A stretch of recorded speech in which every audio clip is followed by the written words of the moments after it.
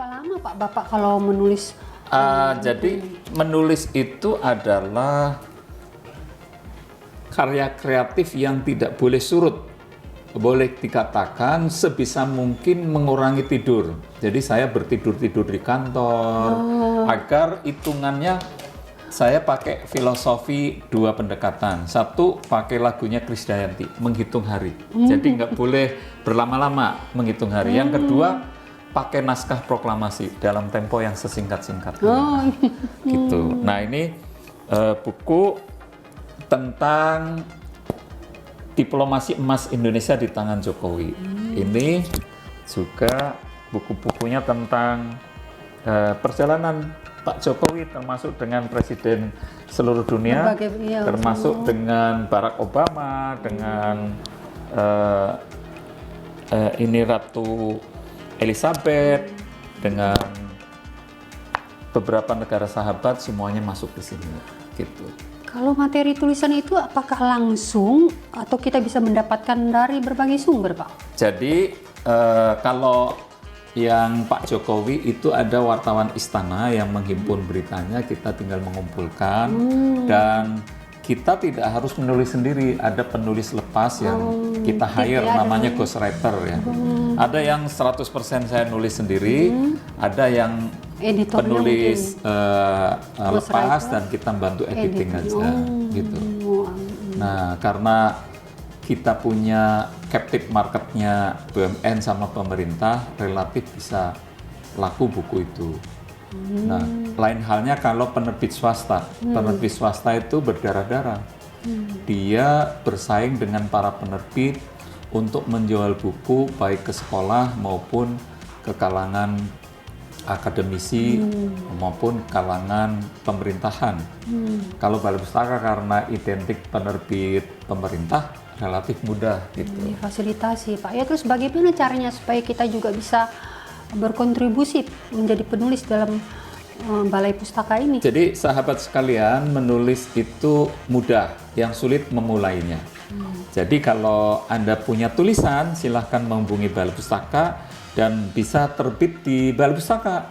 Kalau sudah ada logo Balai Pustaka seperti ini berarti sudah kelasnya, sudah penulis hebat, karena Balai Pustaka identik dengan para penulis hebat yang melabuhkan bukunya di sini. Contohnya ada pengamat militer, Profesor Haji Salim Said. Nah, itu menulis bukunya di sini. Beliau ternyata pengamat film dan sastra. Bukunya justru yang terbit di sini tentang film dan sastra. Bukan gitu. militer. Bukan militer. Kemudian ada pengamat politik Refli Harun, menulis buku juga di sini. Dan karena genre bukunya tak terbatas, apapun buku silahkan bisa terbit di Balai Pustaka. Gitu. Bagaimana cara mengajukannya, Pak? Mudah sekali, asal sudah ada naskahnya. Kemudian kita, yang penting karena Balai Pustaka entitas bisnis, kita sama-sama membahas tentang pasar sasarannya. Karena buku itu harus laku. Buku yang terbaik adalah cepat terbit dan laku. Kalau secara ekonomi. Kalau bukunya nggak laku, jangan diterbitkan dulu, karena pasti akan spend of money begitu banyak. Jadi jangan-jangan nanti penulisnya malah yang membeli bukunya. Kita pengen dibahas bersama, kira-kira ini kalau ceruk pasarnya di Kalimantan Barat, pasar sasarannya apa? Dari pemerintahan kah? Kemudian masyarakat bebas, kemudian perguruan-perguruan setempat atau komunitas. Misalnya minimal secara psikologis terbit itu 1000 eksemplar, supaya per eksemplarnya jatuhnya lebih murah. Murah, ya. Nah, nilai sebuah buku itu selain kontennya menarik, juga apakah ada yang berwarna, gitu. Kemudian apakah kalau berwarna itu seperti ini berwarna, apakah hitam putih, terus kertas yang digunakan, book paper atau custom.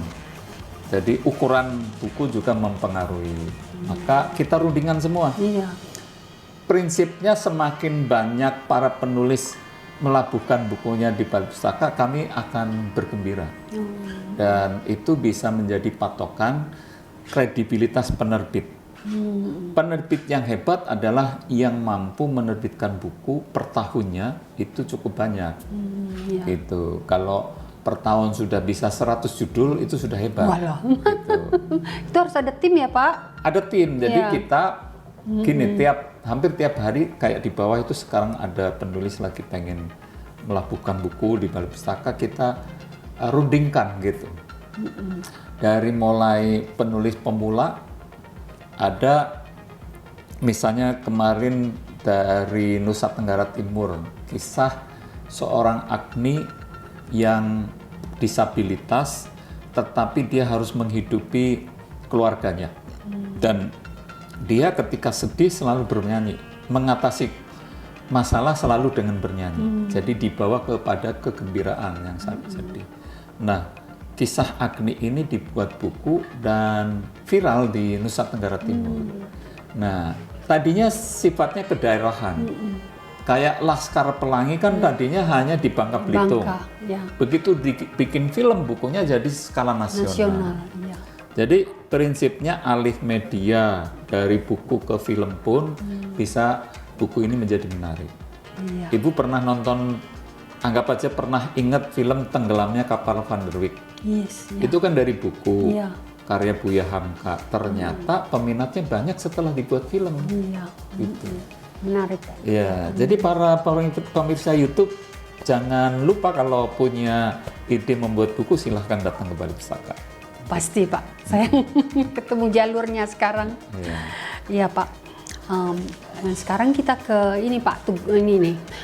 Saya ingin menanyakan apakah Balai Pustaka ini sudah menerapkan sistem informasi manajemen? Ya, jadi sebagai entitas yang harus melaksanakan GCG Good Corporate Governance, maka seluruh infrastruktur komunikasi harus dibangun dengan sistem. Dari mulai sistem informasi keuangan, itu ada ODO namanya sistemnya. Kemudian ada sistem informasi human capital, ya, Human Resources Management (HRM), itu juga ada. Kemudian ada sistem informasi marketing, dan kami membuat namanya single dashboard. Single dashboard itu semua materi, semua general manager sesuai portofolionya memasukkan informasi tiap hari, dan seorang CEO seperti saya tinggal mengecek pencapaiannya terhadap rencana kerja tahunan seperti apa bulan ini. Sehingga informasi yang kita bangun berdasarkan sistem single platform, semuanya terintegrasi, terkonsolidasi. Jadi keuangan tidak bisa membuku kalau tidak ada hasil marketing. Marketing tidak bisa memasarkan kalau tidak ada manajemen produksi. Manajemen produksi tidak bisa menghasilkan produk kalau nggak ada SDM. SDM tentu akan bisa jalan kalau remunerasinya, keuangannya jalan. Jadi sistem lingkaran informasi itu kita balut dalam satu sistem, namanya single dashboard. Single dashboard ya Pak ya. Ya. Ada ininya Pak, mungkin diagramnya atau Ada.